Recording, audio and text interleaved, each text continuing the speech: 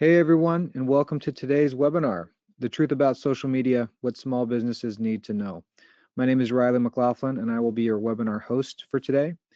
And I'm also joined by Ryan Cunningham, who will be presenting today's webinar. But before I pass it off to Ryan, we just have some quick housekeeping to run through. So this webinar is being recorded. And what's going to happen is tomorrow morning, you're going to get an email with a link to the webinar recording, and you'll also get a link to the slides. Also, we will be doing Q&A.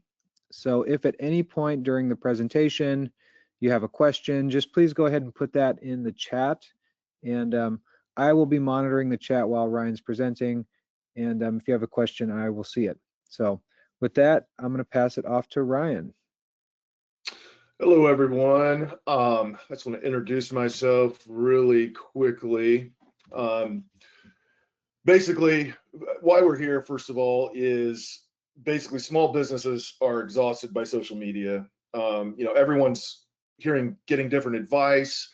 It's cookie cutter advice. Everyone is posting, trying to post, or they're being inconsistent, or maybe they're posting too much. They're wondering what channels to be on. What really matters? Should they be on one channel, two channels? When I say channels, I mean social media platforms.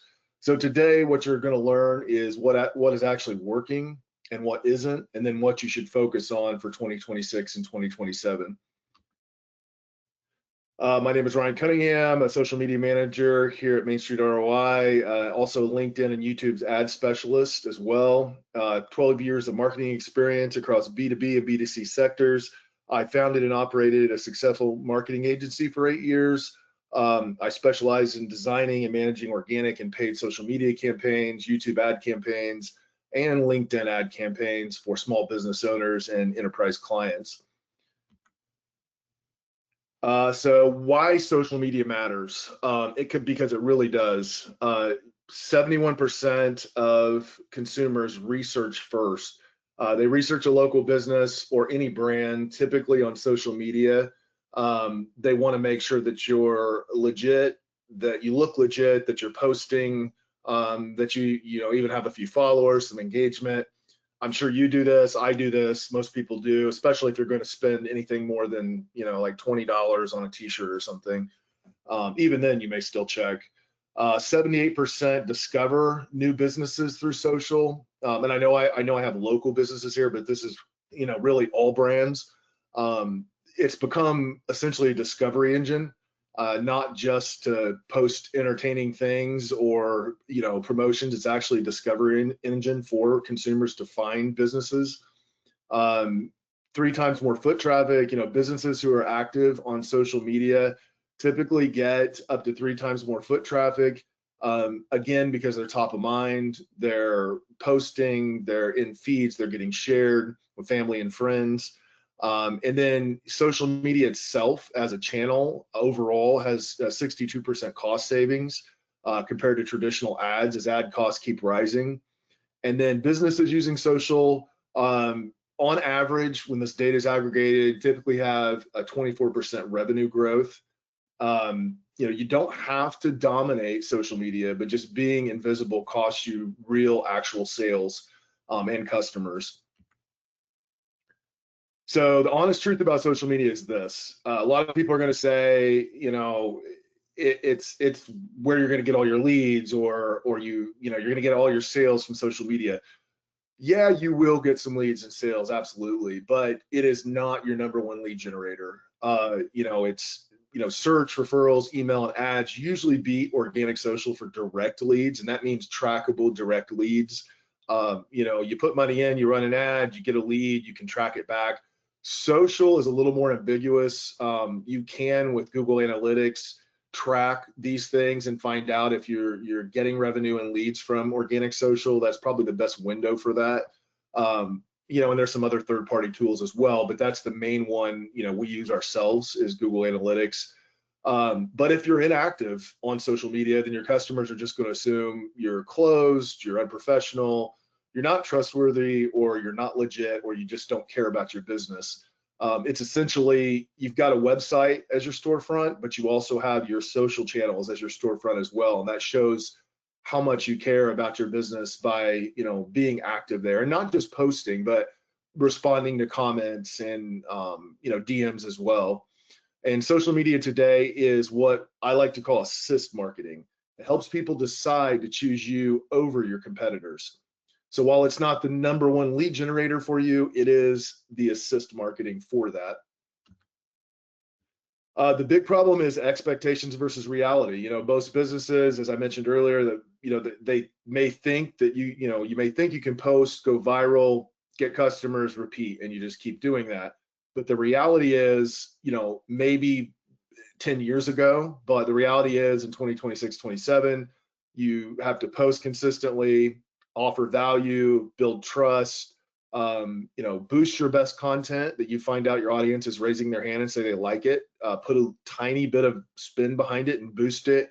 When you look at your analytics, you know, create awareness and then increase sales over time.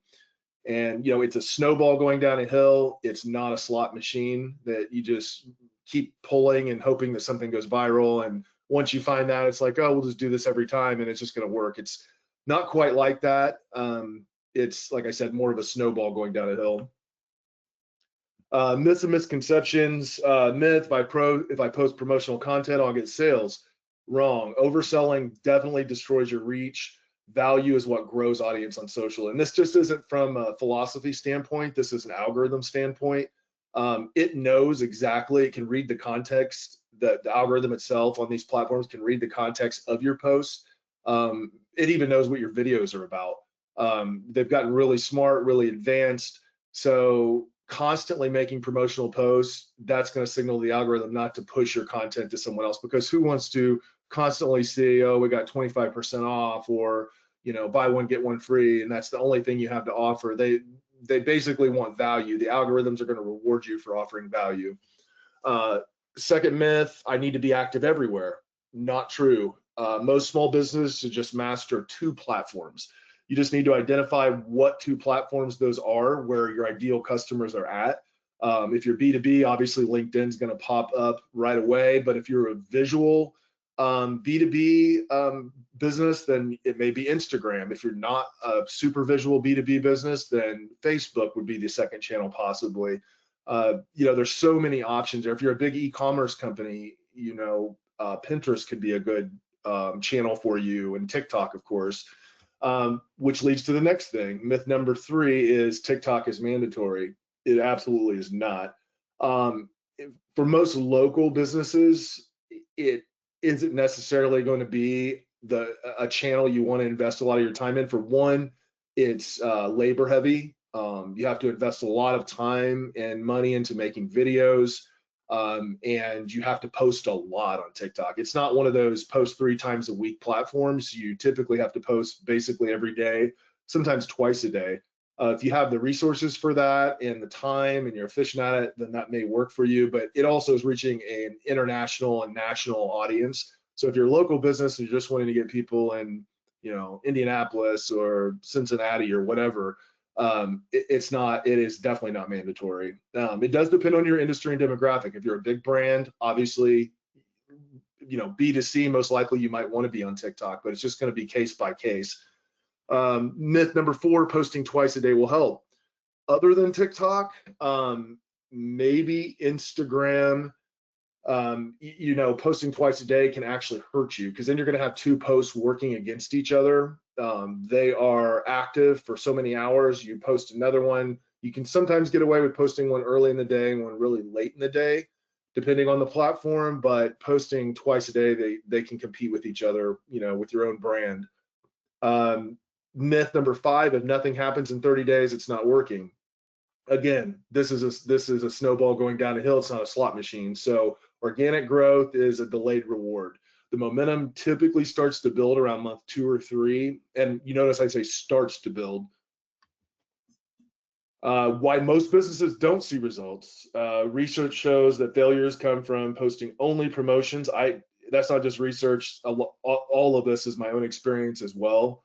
You know, posting only promotions, or stopping before momentum builds. Maybe they get to that tipping point of, say, 3 months, and it's just starting to show some movement in the positive direction, and they just quit. And they decide, no, it's not working. They just drop the ball right when the game's getting ready to start. Inconsistency, posting 4 times a week, then all of a sudden not posting for another month, then posting twice a week, then not posting, just inconsistent posting. Or a platform mismatch. You might be an HVAC company and you think you need to be on TikTok, and you're wasting all this time and money there when it's not really going to get you the result that you're hoping for. Not having a content strategy, which relates back to that. Having a content strategy, knowing your ideal customer avatar, which will help you develop that content. That's going to be the #1 place you need to start. And then not engaging back, meaning if people are commenting or they're DMing you, on those platforms, you're not seeing those, you're not responding, or no boosting strategy. So a lot of these platforms, especially Meta now with Instagram and Facebook, it's more of a pay-to-play situation, and that doesn't mean you have to sink some huge budget into it, but there's 2 ways to look at it. One is if you have content you want to boost, that you put a lot of effort into it and you think it's really good content, you may come out of the gate knowing you're going to boost it a little bit. And then the other train of thought is you look at your analytics after a few months and you're looking at your posts and you're like, okay, this post did really well organically. That means your audience is telling you, hey, we like this. They're raising their hand. Try boosting that. And that's typically the 2 strategies that I employed with this, is to either boost intentionally or boost based on analytics. And when I say boost, I'm not talking about, like I said, some huge budget. You could be $20 or $30 and see what happens. If it continues to grow, that post, and you're getting really good engagement, you're getting inquiries, you're getting comments, put another $20 into it. If it goes nowhere, or if it just kind of flattens out, then of course you can walk away and look for your next post. But these are all fixable. So here's just a loose rule, the 70-20-10 content strategy. 70% value, that would mean educate, entertain, or inspire. Some examples like tips, 5 signs you need a tune-up, how-tos, behind the scenes, customer stories. Engagement content, 20%. That could be polls, questions, community highlights, or UGC or user-generated content. And then only 10% promotional content. This is the trap I see most businesses fall into. They're typically 70% promotional, and then they have a little bit of value content and a little bit of engagement content. That's where you need to flip the script on this, and just make that a smaller part of your overall strategy on social. Because if they don't get value, they won't follow you. I mean, think about yourself. I mean, are you going to follow someone that's all they're doing is constantly posting discounts for their business, or would you follow someone that's entertaining you or educating you? And then what to post. So here's just some examples for high performing content in 2026. Behind the scenes, it humanizes your brand, authentic versus polished. You don't want it to look like some promotion, production that you spend a lot of time and money on. Really just a phone video is perfectly fine, not hardly edited at all, if at all. Just behind the scenes, humanizing your brand. People love that, especially in the age of AI, making that connection with your audience. Short form videos, reels, TikTok, shorts, videos under 30 seconds outperform all other formats by 250%. And here's a little insider information for something that's working right now, is super short videos, like 10 to 15 seconds, even without audio, are performing, very well.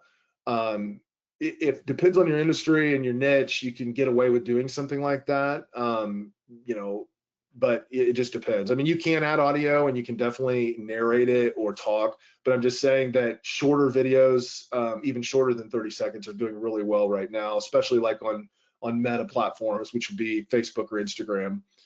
Customer success stories, video testimonials are absolute gold. Not only can you use these on social media, pin them on your social media accounts, boost them if you want to, but you can also embed them on your website. It's gold content. I mean, testimonials are great, written testimonials, but video testimonials are extremely powerful. Then there's educational content. So that's, content that solves a problem, that builds trust and drives conversions. And then community content, supporting local events, also humanizes your brand. So you've got two options in here that definitely humanize your brand. That's the behind the scenes, and well, really even the customer success stories, but then the community content. Platform recommendations. So these are the big four, the most common with all the businesses that I'm personally involved with and work with through Main Street, that most businesses are typically going to fall into one of these categories. Now, outside of this, you will find that if you're a big e-commerce brand or if you're national, Pinterest is a great platform to be on, depending on your niche, of course. But that's a great platform to be on as well. So you've got Facebook, which is good for almost every business, big or small, almost all local businesses. It's great for events, community groups, strong for older demographics if that's who your demographic is you want to reach. Instagram is obviously best for visual industries. Stories and reels dominate there. Location tags help drive foot traffic. It's essentially just where you tag your location. Like if you're going to be on location somewhere, you tag it, or where you're located at, you can tag it. TikTok, best for younger audiences. Of course, that is shifting though, because what we used to say younger audiences are now transitioning into middle-aged audiences. So that demographic and that platform is changing. You do have high viral potential there, but you need just the ultimate frequency. And I'm talking literally posting at least once a day, if not sometimes twice a day, short form video. Slideshows are surprisingly doing really well on TikTok right now. It's sort of a newer format in the last year or so. You get better dwell time because people read and click through your slides. So that might be easier content to produce for TikTok if you are an industry or in a niche where TikTok is a viable platform. LinkedIn, of course, ultimate for B2B and professional services. It's just unmatched as far as that goes. I will give you a tip there though. LinkedIn business pages, you should definitely have one. You should definitely post there.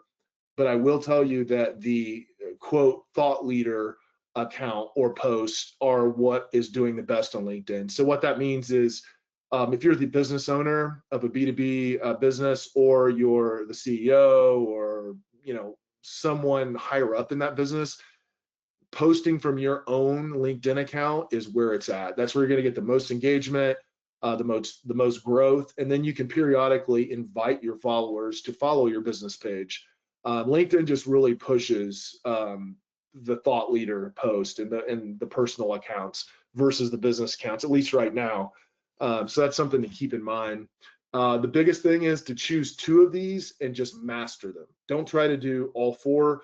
As a matter of fact, if two is overwhelming, pick your best one. That after you've created your customer avatar, or if you already know your customer avatar, which most businesses do, pick one and go all in and get a flow and get used to that and get used to using the platform, then expand. So say you start with Facebook, you can expand to Instagram, and the same post you use on Facebook can more or less be used on Instagram. You might want to add something more visual to the Instagram post, but then again, why not have that be on Facebook as well? So posting frequency, here's the truth. So 3 to 5 quality posts per week is the ideal range for most businesses. If you post once a week, you're going to get 0 algorithm traction. Multiple times per day, you will get penalized, like I mentioned before, unless it's TikTok. So, well, and if we're going to talk about that too as well, I suppose I could say YouTube is, you can post there twice a day as well. But consistency beats intensity. Best days to post on social media. Now, this is overall, this is based on, big data, but this is also based on our own data with our own clients. So altogether, they all seem to agree on this. Wednesday is the #1 best engagement day overall for most businesses. Thursday is consistently strong across platforms. Tuesday, great engagement, strong reliability. Friday is just decent. especially late morning. You get later in the day, you're not really going to get much reach there or much engagement because people are already thinking about the weekend. Monday's okay, but it's not peak. LinkedIn can be better on Monday than the other platforms. Worst days, again, this isn't a blanket statement for everyone. Worst days are Saturday and Sunday. That is typically the lowest engagement. But then again, if you're a restaurant or you do, like in the travel industry, and you do tours, Saturday and Sunday can work great for you, which leads me to the most important thing. And I did add this to the slide because it is important. Your own data is the winner here. So sure, I can say Wednesdays at 10 a.m. is the best time for almost everyone. And that may be the case for you, but it might not be. The best thing to do is to try these different days. If you're just starting out on social or getting back on social with your business, post on the general best days that I've got listed there. Try different times, just experiment. And after a couple months of data, if you're posting, 3 to 5 times a week, your data will be clear. You'll be able to see what your best days are for your particular business, and then just go with that.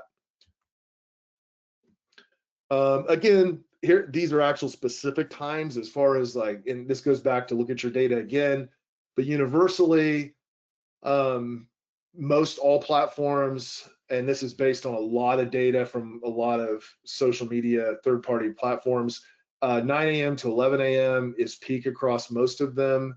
7 a.m. to 9 a.m. is excellent for Instagram, Facebook, and LinkedIn, especially LinkedIn. That's what I see there.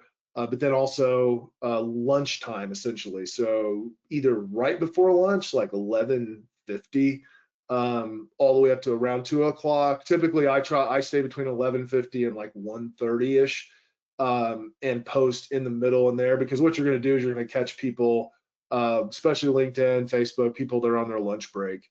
So you'll get some engagement there. And then you've got the evening scroll, of course. We all do that. So 6 to 9. And that depends too. I mean, if your target audience has young children, typically, they're probably not really going to be too engaged until after they put the kids to bed. So it could be that it's 8 p.m. to 11 p.m. But it's just, again, one of those things where you need to look at your own data after a few months of experimenting with this and see what's the best for you specifically. The ultimate winner, Wednesday at 10 a.m., it shows up repeatedly as the universal high performance slot. Again, that's generalizing it. So your business may be completely different. You just have to look at your data. Simple rules to remember, what not to do. So avoid weekends, especially Sunday. Avoid posting after 10 p.m. Again, unless you have a demographic that you think is going to be scrolling at that time. Avoid week mid-afternoon windows like 2 to 4, unless your data or the platform specific tests say otherwise. And then avoid posting during commute times. Obviously, people on the road, they shouldn't be looking at their phone anyway. I know some people do, but they should not be. So that's like the general 4 to 6 p.m. Window. If you want the simplest universal posting strategy, just use this: Tuesday through Thursday, 7 a.m. to 11 a.m. Anytime in that range is fine. An optional secondary post between 6 and 9 p.m., mainly for Instagram or TikTok. Video, as we all know, video, I think that's well established. Video is king or queen now. And short form videos, as I mentioned before, outperform static posts by 250%.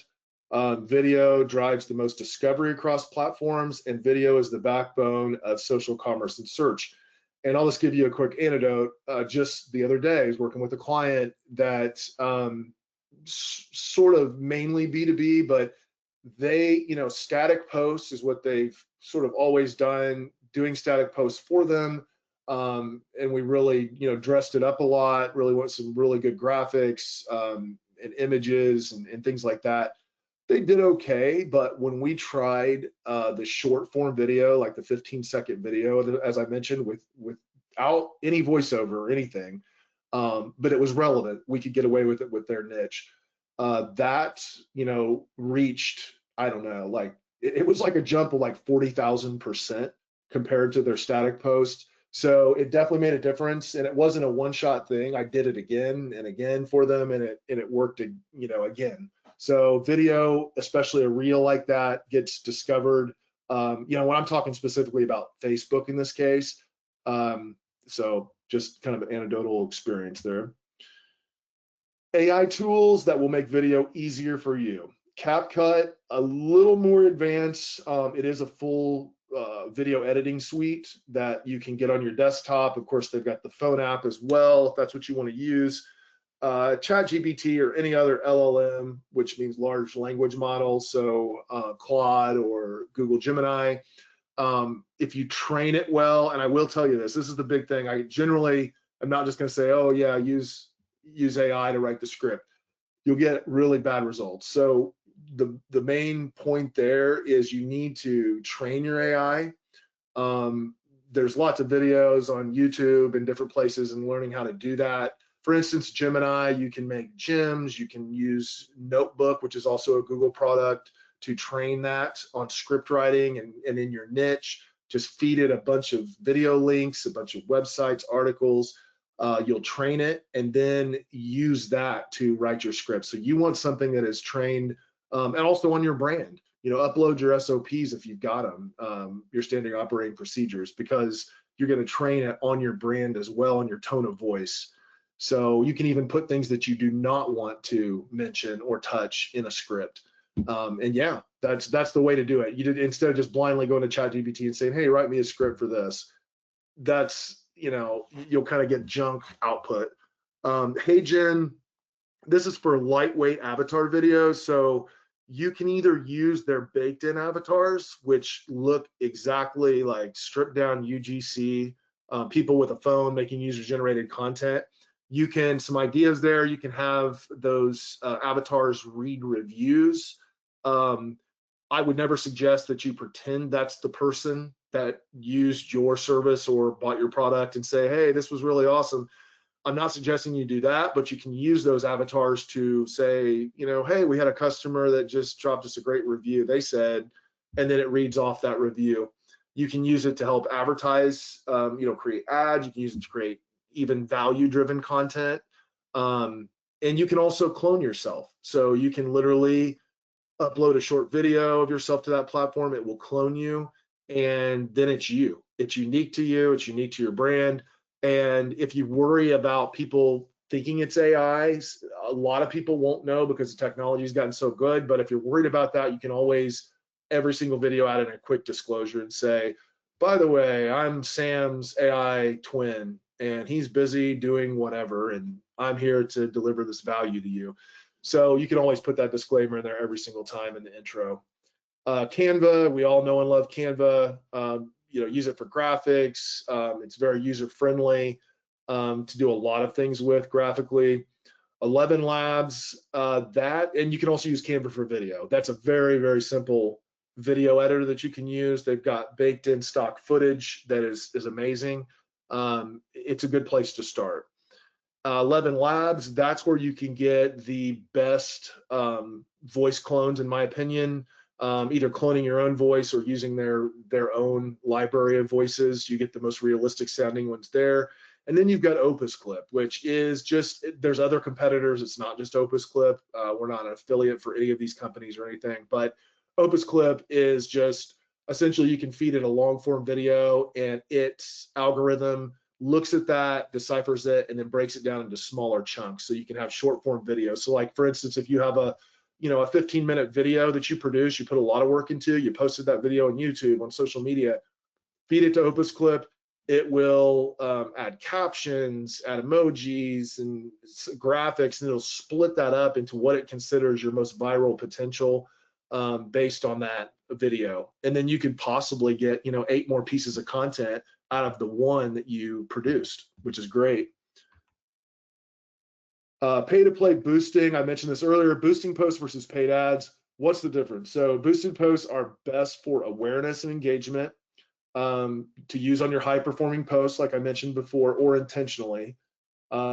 Boost 2 to 6 hours after posting if it's something that's intentional, like you're going to boost this post.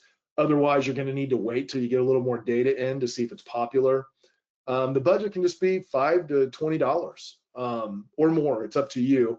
Or you could start with $5 to $20, and if it does really well, add a little bit more to it. And then when I say by does really well, not just likes, which are just vanity, getting actual engagement, like people to respond. And typically the engagement style posts I mentioned before, they work really well for boosted posts, because you're boosting something that's trying to get engagement from your audience. So that's a good one to go with. Paid ads, completely different. You typically use the ads manager. The goal of that obviously is lead generation, e-commerce sales, retargeting people that visit your website or your channel, and then A/B testing. And basically you boost for visibility and you run ads for conversions. Social SEO. So if you're new to this concept, this is the new reality. Social media is now a search engine. So 64% of Gen Z uses TikTok for search. Depending on what demographic you are in personally, you may think that sounds crazy, but younger people definitely do use it like a search engine, as they do a lot of platforms. Captions with keywords, you get higher reach. Again, this falls back to the SEO, social SEO buzzword here. Then location keywords, that also increases your local discovery. And I'll touch on some of this stuff about why this is important a little bit further down, about how these algorithms actually read your videos now. Examples: best HVAC company in Indianapolis, Indiana, how to maintain blonde hair color. So you're dropping these keywords in your captions, in your actual video, and in your subtitles. Hashtags do still matter, but smart ones. You don't want 15, 20 hashtags. That may have worked back in the day, but it doesn't anymore. Just 3 to 5 relevant hashtags, and they're really just labels. You just got to think of them like labels.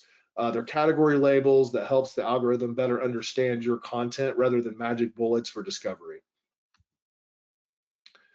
So the 3-layer social search index. So here's how this works. Social media is a search engine, but to remain visible, brands must optimize across 3 distinct metadata layers that algorithms now crawl in real time. So just like you hear about that with Google crawling your website, very similar thing is happening on social media now. It uses natural language keywords in your, if you use natural language keywords in your captions, optimize your bios and descriptive alt text, that's a signal that algorithm picks up on. Then you've got visual signals. The AI literally reads the on-screen text like titles or overlays, which now act as your new title tag.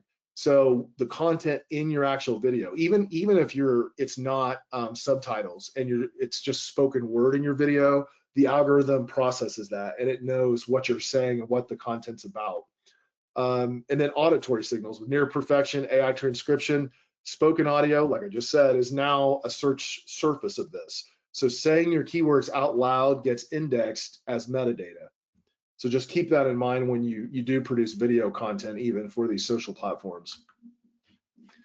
Reputation is your social currency that equals social currency. So in addition to posting consistently on social media and offering value, small businesses must optimize your Google business profile. It gets kind of in the SEO area versus social, but it's still something to keep in mind.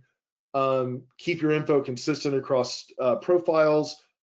Always try to ask for reviews and respond to every review, good or bad. How you respond makes a huge difference. And then share your best reviews as posts on social media, because your reputation is your brand. And one more thing I will mention about the Google business profile that's not on here is a lot of people miss this, but you can post to your Google business profile as well. You can't post videos, but you can post images with text for a post. And I highly recommend doing it. It helps boost your Google business profile. So you look at it sort of like social media in a way. If you're already going to post a piece of content to Facebook, why not also post it there? Especially when you're using a scheduler where you can just click and post to all of those platforms at once. Engagement, that is the secret growth lever here. So people trust people, not brands. So you engage by replying to every comment, asking questions, featuring followers, reposting customer photos, and showing your team. Again, that goes back to the behind the scenes thing, because social media is a two-way conversation, and most businesses just tend to talk at people versus to people or with them. So that's something you just need to keep in mind, that you put all this hard work in your content and then you're not monitoring it, and all these comments go unnoticed, and you don't respond to them. The more active you are, it just feeds the algorithm. It also, other people see it. It's social proof. Oh, this brand is real. They actually care. They're responding to people on here. And then the shift to micro behaviors. So the modern algorithms are moving away from just surface level metrics like likes and follows, and they're prioritizing predictive behavioral analysis. So the subtle cues offer deeper insights into true audience interest. So things like that mean hover time. So how long, slowing down the scroll, for instance, and lingering on content is a major signal of interest, even without a specific action. So in other words, if your video is in their feed and they scroll past it, but then they scroll back up and they just watch it play silently, it doesn't matter. That's a signal to the algorithm that that content is of interest, and they're going to show it to more people. Pausing and rewatching, stopping on a video, rewinding, or watching it on a loop shows deep engagement and content resonance. So if you make videos, I'm sure you've seen this trick where it sort of loops, or maybe it goes really fast. I've seen those where, here's how to do the perfect push-up, or here's how to, get six-pack abs or whatever. And the content is short form and it's pretty fast. I mean, it's not, like fast forwarding, but it is pretty fast, to where it's like they just gave you so much information that you have to start over again and watch it again. Maybe you even pause it to see that, and then like, take a note. Oh, now I got to do this exercise, then this one, then that one. That's done on purpose. That's to get you to continually pause and then rewatch it until you get it. Keep that in mind when you're creating content. And then actionable insight, watching a 15-second video multiple times provides a much more powerful algorithmic signal than a quick performative like. So in other words, if someone just kind of skims your video and likes it and moves on, that really isn't that weighted that heavy. But if someone watches your 15-second video and then again and again and again, and of course shares it, that's weighted pretty heavily. Now, this is new, probably new to a lot of people, but this is, it sounds ominous, the rise of dark social. Sounds like a movie or something, but it is a real thing. Dark social refers to the invisible sharing of content through private channels like Instagram DMs, WhatsApp, Slack, text messages, emails, Facebook Messenger, rather than on public feeds. Why is it important? It represents the ultimate high trust peer-to-peer endorsement. While traditional analytics often struggle to track it, algorithms treat this private sharing as the strongest possible signal of content quality. And it's where real conversations are happening in 2026 and beyond. So think about it this way. I'm sure everyone does this. You see a post, you're like, wow, I got to share this with my friend, my mom, my dad, my brother, my sister, my kid, whatever. Typically you're going to copy the link and send it to them somehow, or you're just going to use the features on that platform to share it with them via message, versus reposting it publicly and then tagging the person or just reposting it. So that is where the shift is happening, and they call that dark social because it's not out in public. It's happening in the DMs and private messages and email, etc. The data behind the shift, the 84% rule, according to research from Radium One, they have some interesting data here. Up to 84% of all content sharing now happens in these private dark social channels rather than publicly. The death of the public comment, according to Tech Rebels 2026 data, DM-based interactions now account for 41% of total social media communication, actively replacing public comments. The buyer shift, according to Forrester, millennials and Gen Z now make up 71% of B2B buyers. These decision makers heavily favor self-guided research and private peer-led interaction over traditional sales pitches. So, in other words, monitor your DMs and respond, as quickly as possible. And then a primary efficacy signal. Platforms explicitly adjusted their ranking systems to reflect this behavior. For example, this is especially true with Instagram. They prioritize watch time and they prioritize send rate. Send rate meaning literally you watch a video and you're like, okay, I'm gonna DM this to my friend on here or your chat group, or I'm gonna copy the link and send it via email or text or whatever. And the like rate as absolute main indicators of whether a post is actually effective. So they do still look at your like rate, how many likes you're getting, but they're now really weighing heavily and more so than public comments or public shares. And the takeaway here is if your content isn't engineered to be sent privately to a friend or a colleague, you're missing out on the majority of online sharing. So what's working in 2026? Obviously, short form video. I mentioned the behind the scenes content to humanize your brand, community driven posts, user generated content. You'll often hear this called UGC. Whether this is your customers or clients that make these videos or reviews, or whether that's you using a platform like HeyGen and creating content via this style of UGC. Private groups, I think Facebook groups, local micro influencers. So don't think Kardashians, think a local celebrity in your area that has a big following that's maybe relatable to what you sell or what service you offer. You can often, if you reach out to them, a lot of times you'd be surprised. You can often get a really good deal for them to, post some content for you, even create some content for you. Authentic storytelling, huge, especially LinkedIn. I know that sounds crazy, but on LinkedIn now, they prioritize, the algorithm is really prioritizing more of a storytelling arc versus just you delivering this educational dry content. They really like to hear the personal story-driven post.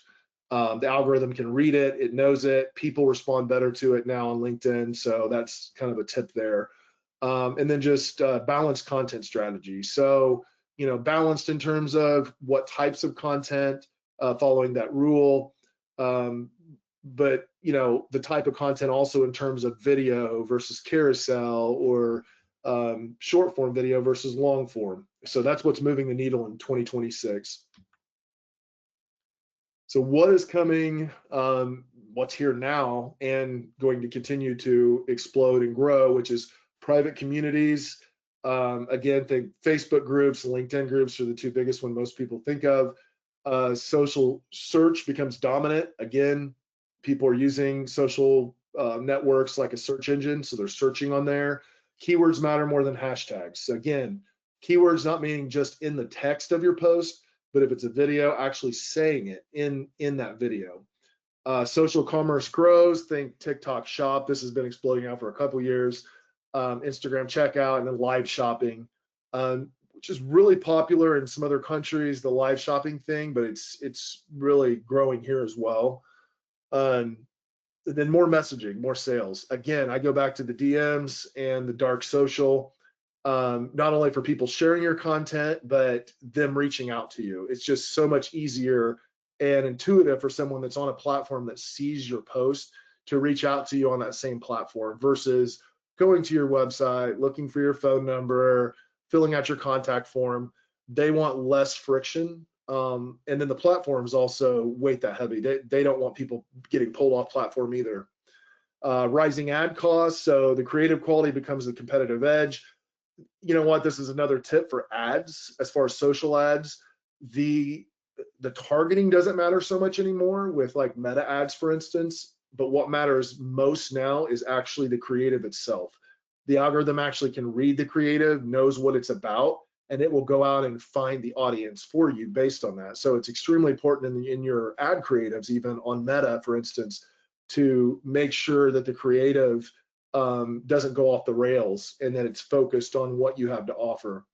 And then number 6, AI automation is everywhere, but authenticity continues to win. So it's nearly impossible, as busy as we all are, to create all this content. So the fact is you're going to have to use AI. Well, you don't have to, but if you want to compete and you want to keep up, That's what other businesses are starting to do. They're doing now. It's going to continue to grow. It's the only way to really scale content, is to use AI and automation to help you with that. Now, that doesn't mean posting AI slop videos. Again, offering value. If you're going to have an avatar, maybe clone yourself or someone else in your company that wants to be out there in public. Just using your own voice. If you clone your voice, if you use a voice, use your cloned voice. It's unique, it's you. And you can tell people, this is my AI twin. I'm busy helping customers, or I'm busy helping clients. But also, even recording just a quick personal intro for your videos and using it every video maybe, or mixing it up, maybe recording 4 different ones and mixing those up just so that it's really you. And then the rest of it can be AI possibly. So there's just some tips there. I mean, so it's AI assisted, but you've got to have the human element to it. Here's some bonus tips. Tip number 1, recycle and utilize your old content if it's still relevant. So a lot of times I see this, it's such a waste. You'll post all this content, say you posted it 6 months ago, and you might have gotten some engagement, some reach, whatever, and you just move on. But if that content is still relevant and still good content, I mean, if it still applies 6 months later, go back, look at it, and repost it. Even if you repost it exactly the way it was before, do it, go for it. Because you got to remember, it's not like this Bob and Jane are going to see that content all over again and be like, God, you just posted this the other day. Typically, it's going to be shown. It's going to take, you could continue to repost stuff for a long time before you would saturate the audience. Plus, you're going to be reaching new people anyway. So don't waste your content, is what I'm saying. Go back and reuse content that's what we call evergreen, that is still relevant. And then tip 2, multiply your efforts. If you do produce long form video or especially a webinar, turn that content into multiple impactful short form videos. So same, if you're posting blog content, turn that into a post or even into a video with AI tools. You can literally copy that blog content and put it into some of these tools like HeyGen and have a video created. Then you'll have multiple formats. You already produced the content, you did the hard work, you wrote the blog post, or you produced the webinar. Why not cut it up into smaller chunks that make sense and post that as content? That way you're multiplying your efforts. Tip number 3, the LinkedIn B2B cheat code. If you're a B2B company, this is huge. So if you're targeting professionals, one specific format that is currently outperforming native video and text, yes, it's actually outperforming video. The format is document posts, which are essentially PDF carousels. They're hitting nearly 7% average engagement rates, making them the highest performing format on LinkedIn. The workaround, since LinkedIn removed the native carousel uploads in late 2023, the multi-page PDFs have become the dominant workaround. And the bottom line here is each swipe through a PDF extends the user's dwell time, signaling high value and relevance to that algorithm. And that is so true. Again, it all comes back to getting people to dwell on your content, to stay longer, to rewatch your videos, to swipe to the next thing on that piece of content. And that's why these are performing so well, because LinkedIn, that sends a signal that content's good. So they're going to show it to other people. Tip number 4, design for the send. This is back to the dark social. So public likes and comments are shrinking, but private sharing is exploding. Research shows up to 84% of content sharing now happens in private, like I mentioned before, on DMs, email, text. Algorithms are heavily rewarding this peer-to-peer sharing because it represents a high trust, genuine endorsement. So stop asking for a like and create highly relatable or resourceful content and use a clear call to action like send this to a friend who needs to hear this, or share this with your team, especially if you're B2B. So yeah, just keep that in mind, that to optimize your CTA for that. And that's another thing. One thing I forgot to mention, I should have put in this presentation, are links. Okay, so a lot of it used to be okay to put your link to your website or to your sales page or to whatever in every single piece of content. Now whether publicly or privately, doesn't matter. These platforms, you're taking a hit for doing that. The workaround you can try is to put, if you must put a link and you're not really offering value and it is, say it's promotional, put it in the first comment. Don't put it in the actual post itself, put it in the comments. If it's educational content or entertaining and you're just trying to get the algorithm to boost you, don't even put a link at all. They see your page, you've got the branding, they've got your business page, and as far as who posted it, so they can always go back to your page and find you. Plus, it helps the algorithm push you more because there's no links at all, not in the comments, not in your post. So it's more likely to give you more reach. So 30-day action plan. If you want to start somewhere, start here. Before week 1, I would also add, look at your Google Analytics if you have it set up. Look at what you have going on there as far as where your traffic's coming from and what type of customers are coming to you. Plus use your own knowledge, of course. You know your customers. If you've had your business for a while, you know who they are.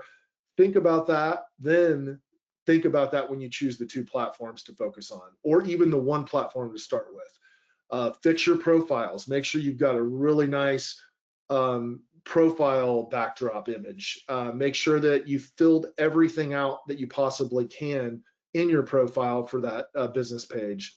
And then map out just 10 content ideas. Again, you can use AI for this as well. Tell it to give you 10 ideas for content, or 15, whatever you choose to do there. And then it'll give you a content brief. You can go with that and then create the content from there. Week 2, film 5 short videos, or alternatively, film 1 longer video. Don't even worry about being perfect. Don't worry about pauses or ums or anything like that. Just continue to film and talk and show things. And you can always go back in later and edit that. If you don't have the editing skills, you could go to Opus Clip or one of the third-party platforms like I mentioned before and have it break it up into shorter form video for you. Sometimes though, you clearly know, like say you're talking about 2 different service areas of your business, you talk about one, just go ahead and keep talking. Talk about the next one. Sometimes I find that's easier to do because you're just doing it all in one shot. You're getting it done and then you're done versus 5 separate videos. But if you're the type of person and that's your way to organize and it seems like a better workflow to you, go ahead and do the 5 short videos too. Instead, film 1 based on one thing, 1 on another. Don't worry about being perfect. There's Canva or CapCut or Opus. All those can put captions in the video for you by you talking throughout the video. And then start posting 3 times a week. Week 3, identify 2 to 3 posts that are doing well or look like they're starting to do well, and boost those, or boost one of them just to test the waters and see how it does. Ask for 5 reviews. Try to get reviews on your social media channel if you can, if it's a platform that you can do that on, or obviously Google reviews are the ultimate.